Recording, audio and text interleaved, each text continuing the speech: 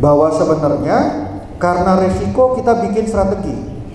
Kita perlu menjalin kerjasama pemimpin bangsa dengan mengelola risiko pembangunan secara kolektif. Semua kementerian lembaga termasuk pemerintah daerah, kejaksaan, kepolisian itu wajib menerapkan manajemen risiko pembangunan nasional.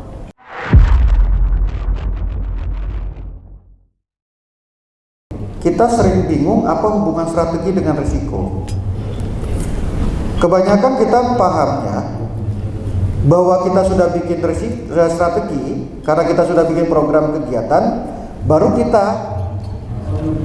bicara risiko. Jadi kita melihat risiko kegagalan program kegiatan, risiko salah strategi. Kita sering tidak paham atau jarang yang paham bahwa sebenarnya karena risiko kita bikin strategi.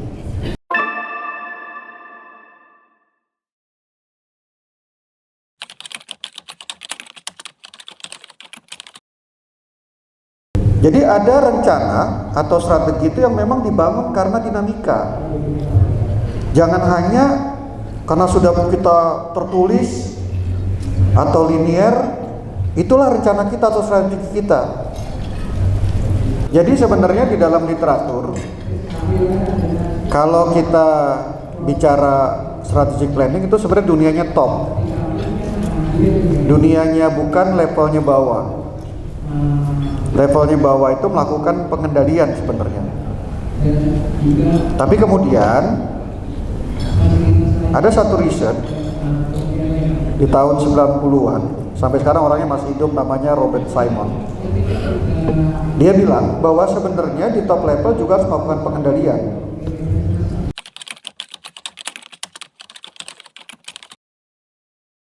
Jadi karena ada pengendalian, maka kita bikin program, maka kita bikin strategi. Kalau di korporasi disebutnya bisnis strategi. Kalau di sektor publik disebutnya program kegiatan. Sama barangnya, program atau kegiatan. Kita kalau bikin rencana itu terperangkap dengan yang kanan bawah, Critical Performance Variable, KPI. Jadi karena adanya KPI atau target yang dari atas, dari pemerintah pusat, kita sekedar turunkan. Itu yang disebut sebenarnya diagnosis kontrol sistem. Karena kita melakukan diagnosis, IVM-nya rendah, kemudian kita kejar, sehingga kita juga bikin program kegiatan di daerah bagaimana IVM kita naik. Tapi kebanyakan tidak aware bahwa sebenarnya di penelitian ini, dia meneliti 10 tahun, pemimpin yang berhasil itu ternyata menggunakan 4 hal, bukan hanya melihat yang di kanan bawah, tapi juga melihat aspek risiko. Risiko apa yang harus dimitigasi. Jadi kalau kita bikin rencana, harusnya tidak hanya karena adanya KPI, tidak hanya karena diperintahkan pusat, ada target, ada indikator, kita bikin program kegiatan, tetapi juga harusnya melihat apa-apa risiko yang ada di daerah. Tadi saya sudah uraikan contoh-contoh risikonya. Itu yang disebut dalam teori disebut boundary system, sistem batasan. Jadi kita banyak di Indonesia didoktrinisasi lebih banyak ke dalam disebut sebagai sistem diagnosis. Karena kita mayoritas orang-orang Indonesia itu majoritinya adalah analytical. Makanya dia sukanya diagnosis. Pak dokter diagnosis terus gitu kan. Terus satu lagi sebenarnya kalau bikin rencana itu harusnya ada berbasis nilai-nilai. Jangan sampai sudah kemana-mana bikin rencana, values unggulan kita, toleransi, keberagaman, tidak ada program kegiatannya, hanya jadi jargon. Bagaimana mempertahankan dan meningkatkan values keberagaman, itu harusnya ada. Itulah yang disebut sebagai belief system. Nah, satu yang terakhir yang saya contohkan tadi di waktu acara, yang disebut sebagai ketidakpastian strategis.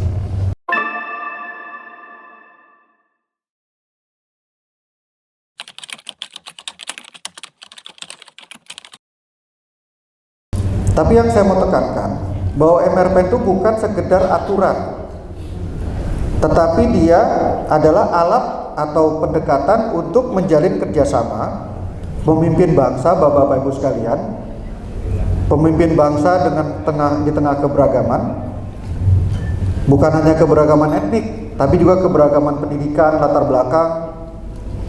Ada yang dari penegak hukum, ada yang dari tukang ledeng, ada yang pemadam kebakaran, ada yang dari APDN.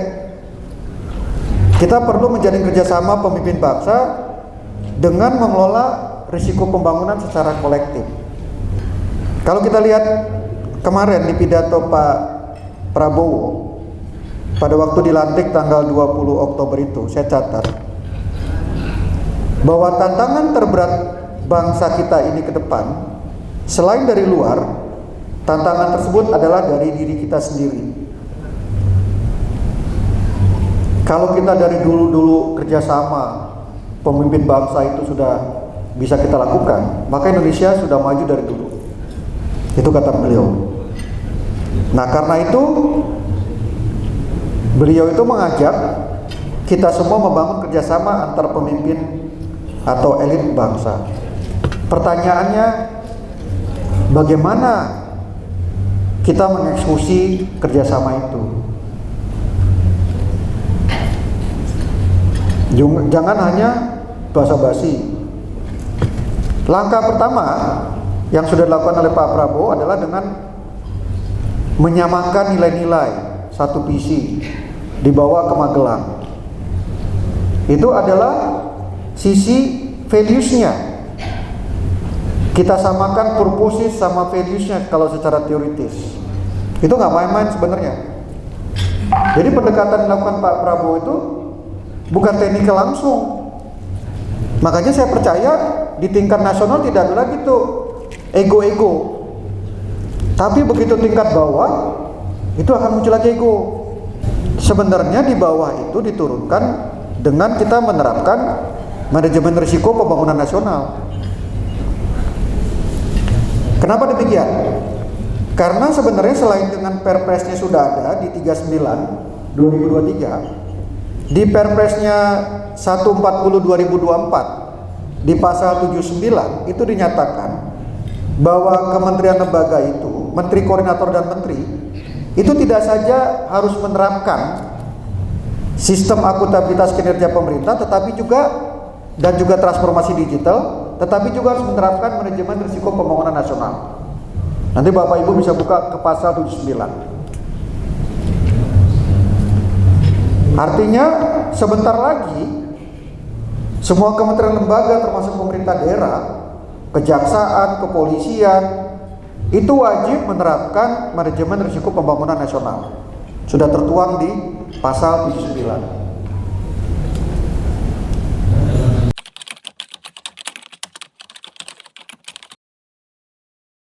Bahwa definisi dan risiko itu jangan sampai tertukar dengan masalah. Kalau risiko itu masalah yang belum terjadi, baru potensi. Kalau masalah itu sudah terjadi. Kemudian pendekatannya kalau risiko itu dengan manajemen risiko, kalau di masalah itu dengan manajemen masalah atau manajemen kasus. Kalau dia sudah menjadi kena tipikor, saya bilang Pak PJ, harusnya di Pemda punya ada tim case management. Bagian hukumnya harus bergerak, deploy, dampingi. Tugasnya kejaksaan memang harus menuntut, menyidik. Tugasnya kepolisian harus menuntut, harus menyidik. Ya. Tugasnya kita begitu muncul kasus harus deploy manajemen kasusnya, bukan lagi manajemen risiko. Beda pendekatannya, harus lebih cool, hati-hati dalam menyikapi, ya kan? Ya Pak. Jadi kita tidak boleh gerasa gerusu kalau sudah manajemen kasus, ya. Terus tadi mitigasi, kalau di risiko itu namanya dimitigasi, dikelola. Kalau di masalah itu ditangani, dipecahkan. Jadi manajemen risiko itu kan memungkinkan kita untuk mampu mengelola masa depan dengan lebih baik dan tidak terperangkap dengan masa lalu. Jadi kita tidak terlalu terperangkap dengan dosa masa lalu. Kita bisa move on.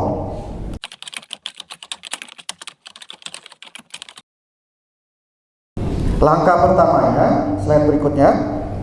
Sebenarnya saya ngambil contoh infrastruktur konektivitas. Jadi ambil satu program. Sebenarnya program yang saya mau cari modeling itu adalah tadinya pangan sama energi, tapi oke lah, ini aja beli gampang. Jadi langkah pertama itu cuma identifikasi proses bisnis. Kedua, identifikasi pemangku kepentingannya. Ketiga, identifikasi risiko pembangunan pada masing-masing proses bisnis dan melakukan mitigasi risiko pembangunan nasionalnya. As simple as that. Itulah MRPN, Bapak Ibu sekalian. Kalau kedokteran nih Pak Dokter udah biasa. Cuman bedanya pendekatannya lebih ke defense, bukan ke planning, bukan untuk bikin strategi. Ya. Jadi dari yang pertama kita melakukan identifikasi itu adalah untuk memahami bagaimana flow atau alur dalam membuat atau menghasilkan satu program. Langkah kedua, kita lihat stakeholdernya. Langkah ketiga, kita lihat risiko-risikonya dan kemudian kita melakukan mitigasi.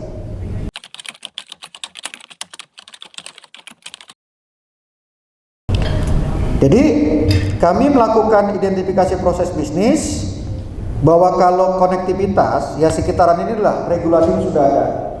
Bahwa bisnis prosesnya, bikin produknya, bikin jembatan, bikin jalan, itu pasti ada perencanaan, pasti ada pelaksanaan, teman-teman PUPR, pasti ada pemanfaatan preservasi. Kenapa penting kita memahami proses ini? Supaya kita melihatnya secara komprehensif. Bikin jalan itu bukan hanya sekedar bikin, terus kemudian dilaksanakan, bukan hanya bikin rencana, dilaksanakan. Ada yang terlupa aspek pemanfaatan preservasi.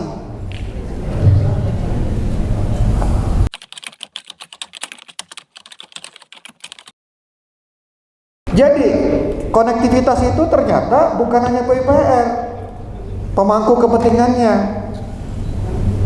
Bisa kita lihat itu dari simbol-simbol. Kalau di lapangan, Dandim sangat peran banget. Buka lahan, pasti orang-orang PUPR itu, kepala balai itu ngadepin sama Dandim. Begitu mau kontrak, orang-orang datun harus dampingi, ya. Jadi posisi simbol yang kami lihat di depan itu adalah stakeholdernya. Perencanaannya banyak sekali, orang-orang keuangan, orang Bapeda, kebijaksanaan, nanti pelaksanaan ada regulasi KPP, pemampatan. Jadi ada aspek Bappenas, Kemenq, swasta, Kemenhub, BPN, Pemda, LKPP, BPKP, TNI Polri, Kemdagri, Kejagung. Itu paling tidak.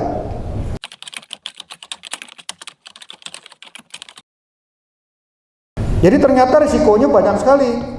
Di perencanaan itu bisa jadi manajemen proyeknya ternyata risk manajemennya nggak bagus. Risiko alokasi anggarannya tidak tepat. Risiko koordinasi dengan para pemangku kepentingan belum diselesaikan. Risiko keselarasan kebijakan. Kemudian di pelaksanaan risiko sumber dayanya nggak tersedia. Ini sekarang terbesar menurut saya di Indonesia. Kita sisi buyer, sisi demand latihannya banyak. Diklat lagi, LKPP, sertifikasi, ada ahliannya ini. Tetapi provider kita sertifikasinya sembarangan. Orang mau jualan produk, mau dapat kontrak, nggak ada sertifikasinya, individunya. Makanya dia cuma izin usaha doang. Kalau di luar negeri mau tarik pipa harus lumber dia. Terus kemudian pelaksanaan kejahatan korupsi, ya masih pada ini. Kemudian ketersediaan anggaran di lapangan sosial keamanan, itu risiko yang terberat kalau di infrastruktur. Kemudian proses pengadaan, perubahan kondisi alam dan cuaca. Kemudian pada waktu kita serah terima, itu kesesuaian program dengan kebutuhan dulu. Kemudian penyelesaian tindak lanjut. Waktu preservasi, pemampatan, risiko ternyata kegiatan tidak dimampatkan. Uang untuk preservasinya tidak kita siapkan.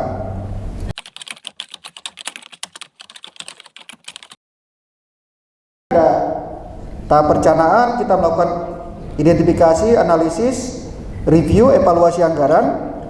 Di tahap pengadaannya kita melakukan kesesuaian evaluasi kesesuaian prosedur. Kita melakukan penilaian kewajaran harga, pemastian kualitas barang dan jasa yang diserah terimakan. Kemudian di konstruksinya kita monitoring evaluasi keselamatan, evaluasi manajemen risikonya. Pada waktu penyerahan kita melakukan pemeriksaan akhir, telah pisah batas, dan pemampatan preservasi kita melakukan evaluasi pemampatan dan preservasi.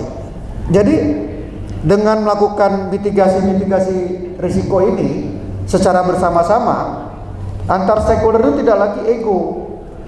Sebenarnya langkah-langkah inilah yang sebenarnya kita lakukan di manajemen risiko pembangunan nasional. Jadi Bapak Ibu sekalian, mudah-mudahan Bapak Ibu sekalian sudah terbayang apa itu yang disebut sebagai manajemen risiko pembangunan nasional. Implementasinya nanti di masing-masing pemerintah daerah diadopsi, sampai sekarang belum ada panduannya dari Mendagri. Tapi kita bisa belajar dari pengalaman teman-teman Polda bagaimana menerapkan manajemen risiko untuk kepentingan perencanaan.